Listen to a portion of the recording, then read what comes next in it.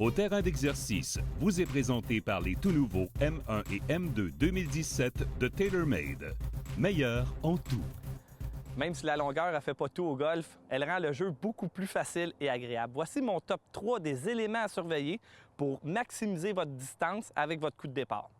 Premièrement, saviez-vous que l'angle de votre colonne vertébrale influence grandement l'envolée de la balle et la distance que la balle va parcourir? L'angle de colonne vertébrale, si elle est trop droite ou pas assez inclinée vers l'arrière, va produire beaucoup trop d'effets rétro sur votre balle et c'est un des critères primaires de perte de distance. Donc, à l'adresse, votre colonne doit être légèrement inclinée vers l'arrière. Vous allez ressentir un petit peu plus de poids sur votre jambe arrière. C'est de cette manière que vous allez être certain qu'à l'impact, votre angle d'attaque va être ascendante et vous allez générer beaucoup moins d'effets rétro ou de backspin. Voici un truc pour essayer de trouver cette position idéale à l'adresse. Placez votre bâton contre votre poitrine le long de votre colonne vertébrale. Puis, inclinez le tronc jusqu'à ce que votre manche touche l'intérieur de votre cuisse. Faites quelques élans ici, en essayant de garder l'angle de la colonne jusqu'à l'impact. Un deuxième élément à considérer pour maximiser notre distance est de frapper la balle dans le centre de la face du bâton. Savez-vous que la différence entre frapper la balle dans la zone idéale ou non peut engendrer une variation de direction et de distance pouvant aller jusqu'à 40 verges? Donc, il est primordial de frapper dans le sweet spot si on veut maximiser le transfert d'énergie à notre balle.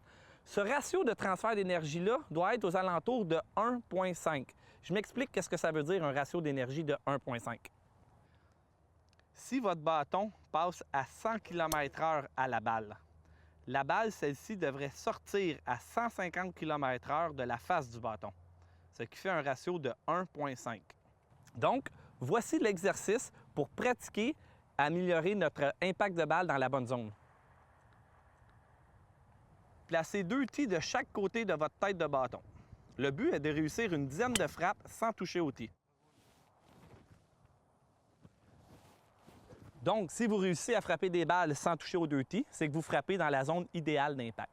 Et finalement, un dernier exercice, au moment de l'impact et à la traversée de celle-ci, il est important que votre bras gauche, votre bras avant, reste connecté à votre corps tout le long de ce mouvement. Je vois beaucoup de gens qui essaient d'étirer les bras au moment de l'impact ou à la traversée et ils perdent le contrôle un peu de la direction et de la distance de leur balle. Donc, un exercice pour essayer de remédier à ça, vous allez avoir besoin d'un gant que vous allez placer sous votre aisselle. Voici comment faire. Le meilleur moyen pour travailler cette connexion est de mettre un gant sous son aisselle gauche et vous pouvez même frapper des balles avec votre gant. Si vous faites bien l'exercice, vous allez être capable d'augmenter la vitesse de votre bâton à l'impact. Chaque kilomètre-heure de plus représente 2 verges de distance. Donc, il est important de ne pas travailler sur sa vitesse de tête de bâton en premier lieu, comme la majorité des golfeurs font au champ de pratique. Il est important d'essayer d'améliorer nos angles d'attaque à l'impact.